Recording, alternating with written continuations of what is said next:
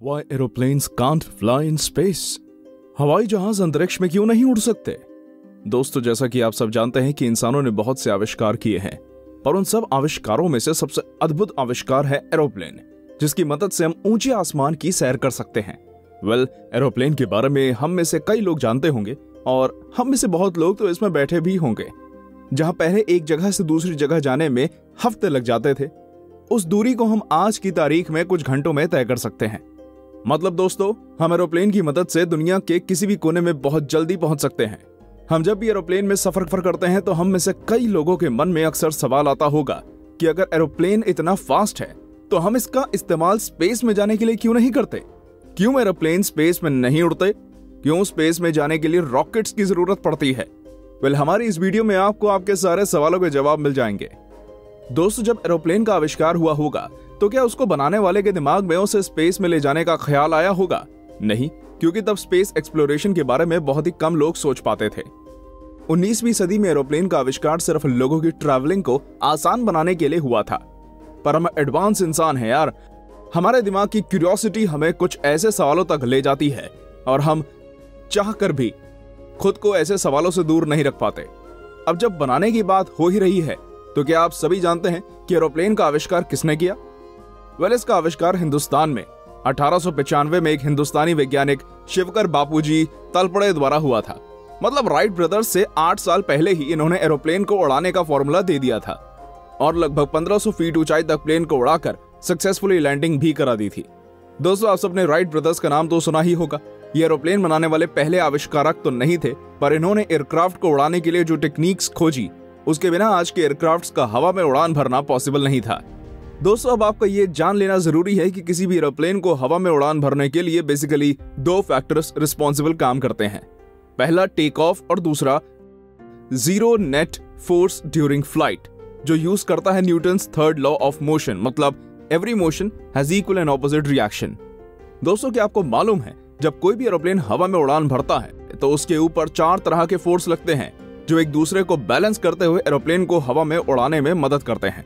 अब जैसा कि हम सब जानते हैं कि एरोप्लेन्स का सबसे इंपॉर्टेंट पार्ट होता है उसके लंबे चौड़े 2 विंग्स, जो उसे टेक ऑफ, बैलेंसिंग और लॉन्चिंग में मदद करते हैं। विंग्स एयरक्राफ्ट को नीचे की साइड डिफ्लेक्ट करते हैं। इस डिफ्लेक्शन फोर्स को हम वेट फोर्स कहते हैं, जो ग्रेविटी के कारण होता है।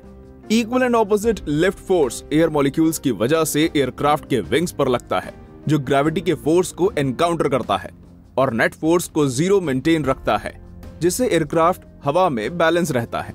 सरल भाषा में कहा जाए तो एरोप्लेन के पंखों पर हवा का फोर्स कुछ इस तरह से पड़ता है जिससे कि एरोप्लेन जमीन से ऊपर की ओर उठने लगता है और हवा में एक लंबी उड़ान भरने में सक्षम हो जाता है।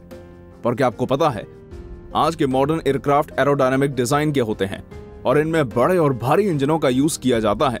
और आपको जानकर हैरानी होगी कि एरोप्लेन के इस हवाई सफर में ऑक्सीजन भी बहुत बड़ा रोल प्ले करती है, क्योंकि इंजन ऑक्सीजन की मदद से थ्रस्ट फोर्स पैदा करते हैं, जो कि एयरक्राफ्ट को आगे बढ़ाने में मदद करता है। जैसा कि हमने पहले ही डिस्कस किया था कि एयरक्राफ्ट की एक सक्सेसफुल फ्लाइट के लिए सारे फोर्स का बैलेंस होना जरूरी है, तो थ्रस्ट फोर्स को भी एक फोर्स बैलेंस करता है जिसे हम ड्रैग फोर्स कहते हैं। पर एरोडायनामिक डिजाइन की वजह से एरोप्लेन पर इस फोर्स का इफेक्ट कम होता है और थ्रस्ट फोर्स डोमिनेट करता है, जो कि एरोप्लेन को एक्सेलरेशन प्रोवाइड करता है। और इस प्रॉपर एक्सेलरेशन के मिलते ही एरोप्लेन हवा में उड़ने लगता है, बिल्कुल किसी पक्षी की तरह।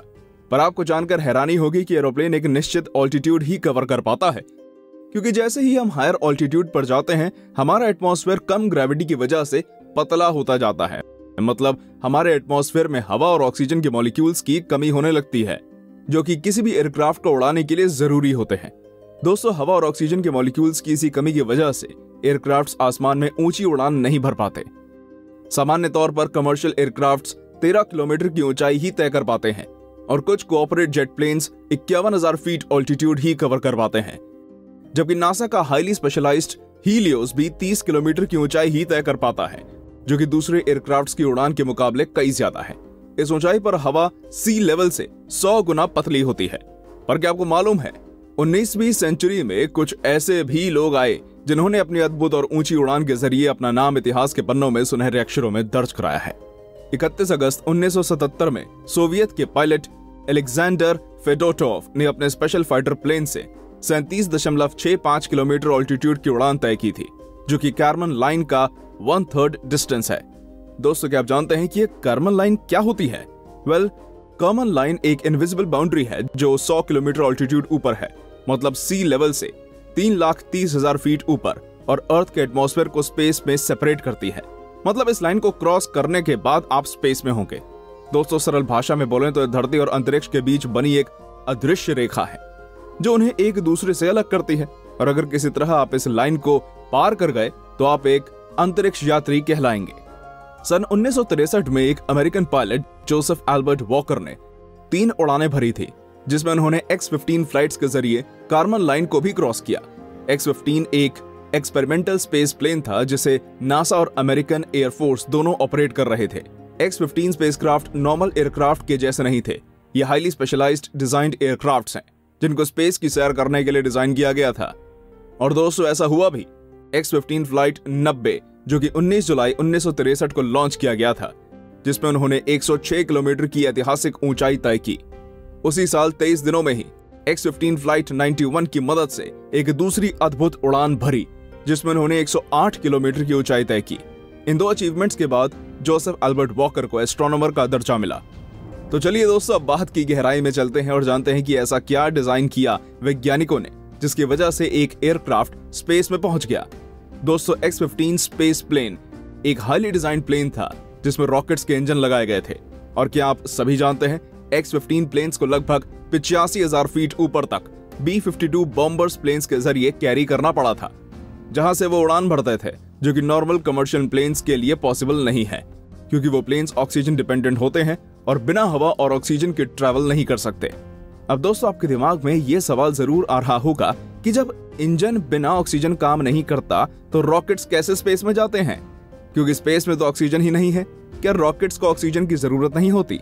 वेल दोस्तों, जैसे एस्ट्रोनॉमर स्पेस में जाने के लिए ऑक्सीजन सिलेंडर को कैरी करते हैं, ठीक वैसे ही रॉकेट्स में भी फ्यूल टैंक लगे होते हैं जो इंजन को ऑक्सीजन प्रोवाइड करते हैं और रॉकेट्स को बूस्ट करते हैं, जिससे रॉकेट्स बिना किसी एटमॉस्फेयर के भी स्पेस में ट्रैवल कर सकते हैं।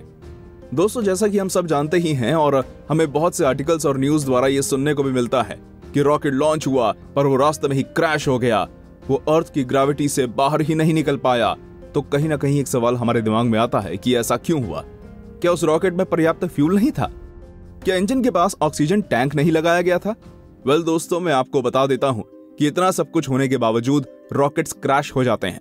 हमारा इन सारे सवालों का जवाब है एस्केप वेलोसिटी। जी हां दोस्तों, एस्केप वेलोसिटी मतलब वो मिनिमम रिक्वायर्ड वेलोसिटी जिससे पृथ्वी की ग्रेविटी को पार किया जा सकता है। दोस्तों, हमारी पृथ्वी की एस्केप वेलोसिटी लगभग 11,200 मीटर प्रति सेकंड है। मतलब किसी भी स्पेस क्राफ्ट की वेलोसिटी मिनिमम 11.2 किलोमीटर होनी चाहिए।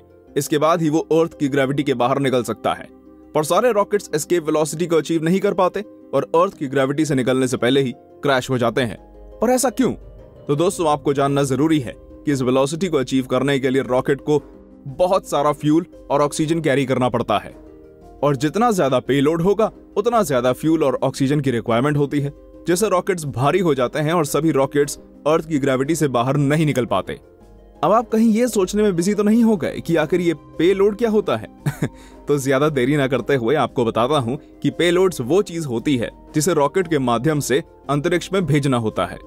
आज दुनिया भर में बहुत सी आधुनिक तकनीक का इस्तेमाल करके ऐसे रॉकेट्स तैयार किए जा रहे हैं जो अंतरिक्ष में ज्यादा से ज्यादा चीजें ले जाने में सक्षम हो जाएं। नासा और स्पेस एक्स जैसी सरकारी और प्राइवेट एजेंसीज इसी दौड़ में लगी हुई हैं कि कैसे ज्यादा से ज्यादा चीजों और मशीनों को अंतरिक्ष में कैरी किया जाए। हालांकि नासा और स्पेस एक्स काफी हद तक ऐसा करने में सक्षम हो चुके हैं, पर अभी भी हमें इस फील्ड में और उन्नति करनी है। ये रॉकेट न केवल अंतरिक्ष की खोज को संभव बनाते हैं, बल्कि वे हमें अपने ग्रह के बारे में भी पता लगाने में सक्षम बनाते हैं, जो हम कभी एयरक्राफ्ट से नहीं कर सकते। दोस्तों, अब तक आप समझ ही गए होंगे कि अगर हम किसी एरोप्लेन और एयरक्राफ्ट को स्पेस में क्यों नहीं ले जा सकते। लेकिन दोस्तों, जिस हिसाब से आज विज्ञान उन्नति कर रहा है, इस बात में कोई दो राय नहीं कि आने वाले समय में हम कोई ऐसी तकनीक जरूर इजाद कर ले जिससे हम एरोप्लेन्स को भी अंतरिक्ष में ले जा पाएंगे। पर वर्तमान समय में दुनिया के किसी देश के पास ये तकनीक नहीं है। इन्हीं शब्दों के साथ हम हमारी वीडियो को यहीं एंड करते हैं। उम्मीद है आपको हमारी ये वीडियो जरूर पसंद आई होगी। अगर आप चाहते हैं कि हम आपके लिए ऐसे ही अनसुनी कहानियां और लेकर आएं, तो इस वीडियो को लाइक एवं चैनल को सब्सक्राइब जरूर करें। धन्यवाद।